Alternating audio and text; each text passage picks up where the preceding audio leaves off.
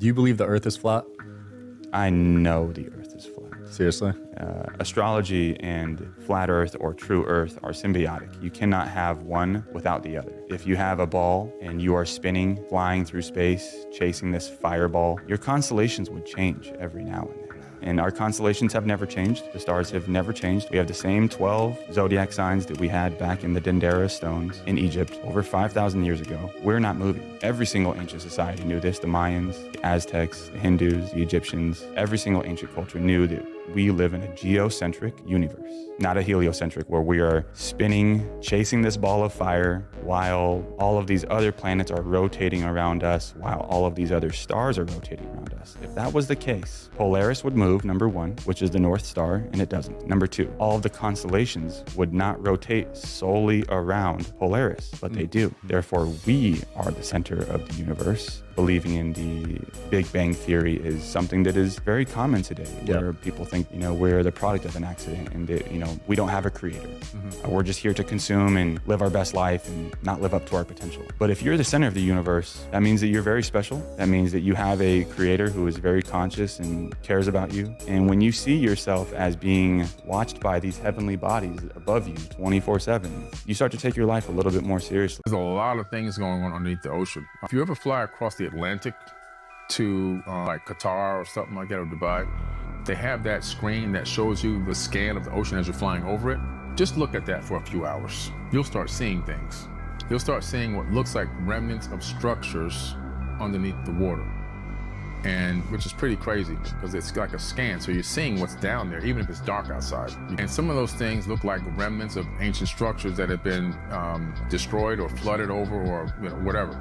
But underneath the ocean, it's one of the greatest places to hide if you're an advanced civilization, because nobody's doing any real research down there. And matter of fact, when I saw that UFO when I was a kid, I told two of my friends what I saw, and we talked about it, and they were saying maybe it came from the ocean.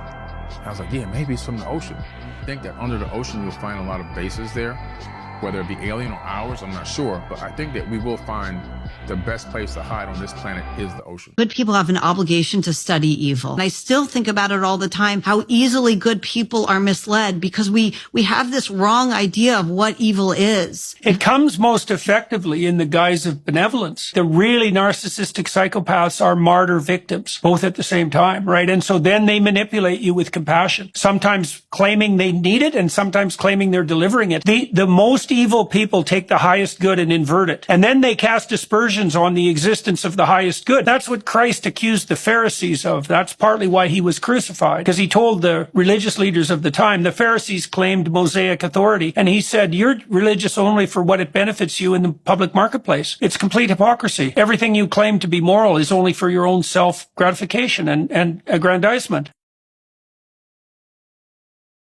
People believe that Christianity was spread by love and the good news, and no. It was spread by rape, bloodshed, murdering, and killing. When they came to your town, they literally would take your women and your children. They would, they would take the leader of that village or whatever. They would show, hey, you guys are going to bow down to us. You're going to follow this religion. You're going to speak our language. And they'll make an example out of somebody, and then everybody else would follow suit. And if they didn't, then they would say, okay, we're going to give you a lot of these torture devices. They would have the Pope's spear, all right, which is still in the museums right now. They would stick that into a woman's personal parts, and it would explode on the inside of her. They would have this triangular pyramid with a spire on top, and they would reel a man up and down and let it go up into his back door over and over again until he died.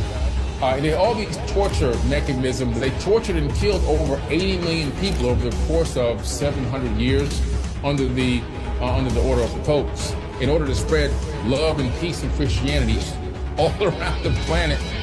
And so, but this is, again, all with the authority of Rome. So this global conquest to spread this and collect money was all done by bloodshed and torture, not by love and peace.